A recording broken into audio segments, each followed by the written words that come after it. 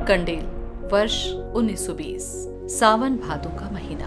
खेतों में पानी था, हरियाली थी और किसानों के चेहरों में खुशी। भला अंग्रेजी सरकार किसानों को खुश कैसे देख पाती।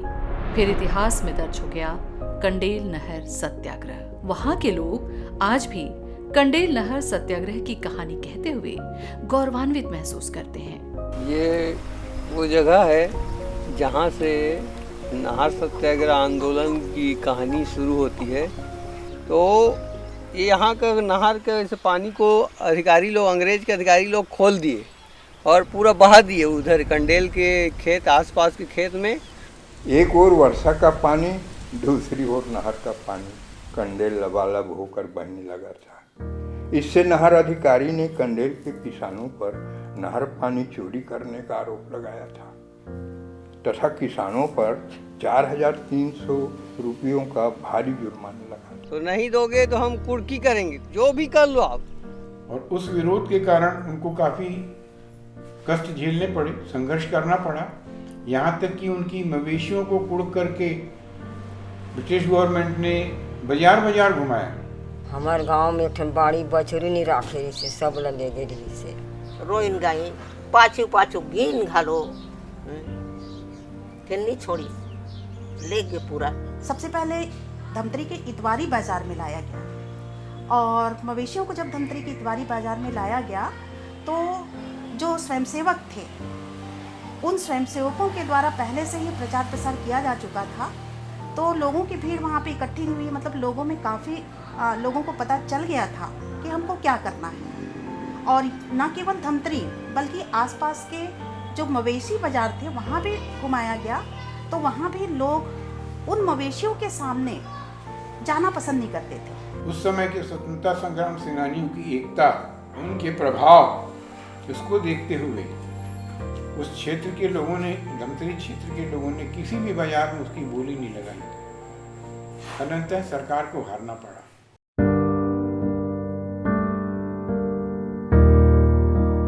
13 अप्रैल 1919 को घटे जलियांवाला बाग हत्याकांड से पूरे देश भर के लोग आक्रोशित थे। इस घटना से अंग्रेजों के खिलाफ देश भर में माहौल बना और लोगों में आजादी हासिल करने की जिद पैदा कर दी।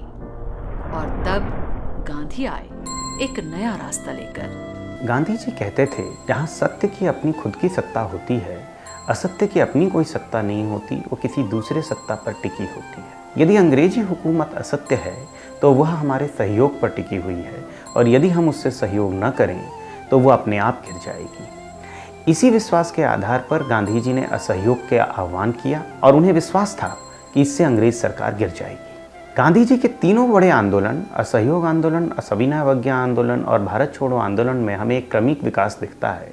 असहयोग से सविनय अवज्ञा से करो या मरो तक।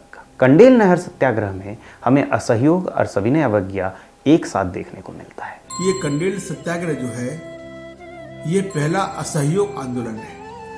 असहयोग एक स्थायी और शाश्वत मानवीय सिद्धांत है। महात्मा गांधी ने वहां किसानों से कहा था कि जो अंग्रेज सरकार है इसके जुए को उतार फेंको। ये किसानों की सरकार नहीं है, किसानों के लिए राहत देने वाली सरकार नहीं है और किसानों के पानी पर टैक्स लगाने वाली सरकार है। कंडेल नहर सत्याग्रह गांधी के रास्ते चलकर हासिल की गई पहली सफलता थी। स्वतंत्रता संग्राम सेनानी बाबू छोटेलाल श्रीवास्तव किसानों के नेता थे। असहयोग आंदोलन के दौरान किया गया आंदोलन था। इस आंदोलन की खबर गांधी जी तक भी पहुंची। गांधी जी किसानों का साथ देने कलकत्ता से निकल पड़े। गांधी के पहुंचने से पहले उनका प्रभाव पहुंच गया था।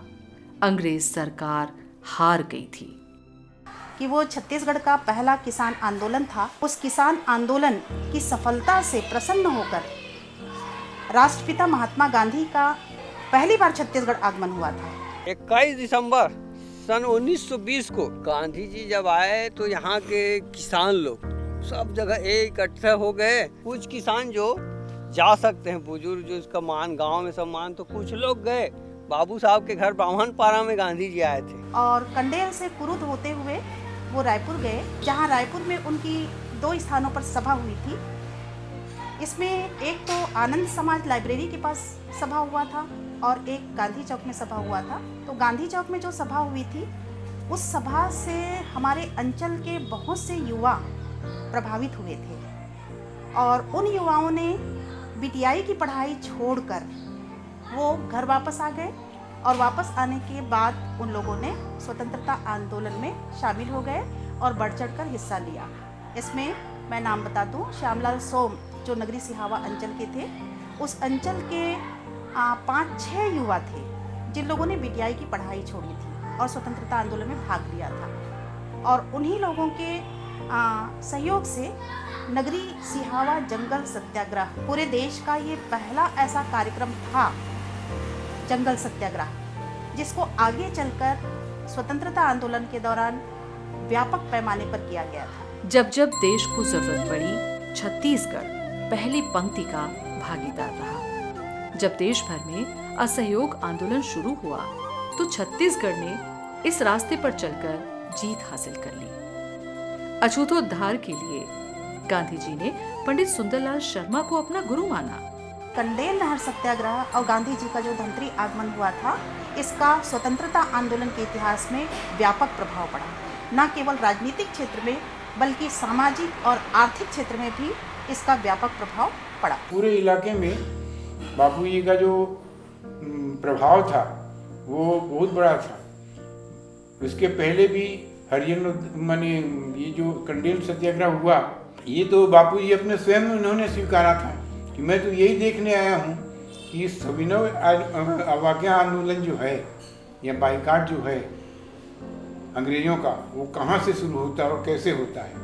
इसका प्रत्यक्ष उदाहरण था हमारे कंडेल नहर सत्याग्रह, जिन्होंने सीधे सीधे ही अंग्रेज सरकार की आज्ञा का उल्लंघन किया, माना नहीं उनको, किसी कीमत पे नहीं माना, हम देंगे ही नहीं। बापू जी बोलते थे कि पंडित सुंदरलाल शर्मा और ये आपके बाबू छोटेलाल शास्त्री, तो ये लोग तो मेरे से पहले जो इन्होंने शुरू किया, ये मेरे लिए सीखने की बात है और मैं इससे आगे बढ़ा। भारतीय स्वतंत्रता आंदोलन में कंडेल नहर सत्याग्रह की महत्वपूर्ण भूमिका है। इसे किसानों ने बेहद साहस और अनुशासन से लड़ा था। इस लड़ाई ने संगठन और सत्याग्रह की ताकत से पूरे देश को वाकिफ करा दिया। इस तरह हर कोई एक सर्वहितकारी कार्य करे जो सबको याद रह जाए, स्वयं यादगार बन जाए अथवा प्रेरणा स्रोत बन जाए। जैसे बाबू श्री छोटेलाल श्रीवास्तव सन 1920 में कंडेल में एक नहर सत्याग्रह किए और सबके प्रेरणा स्रोत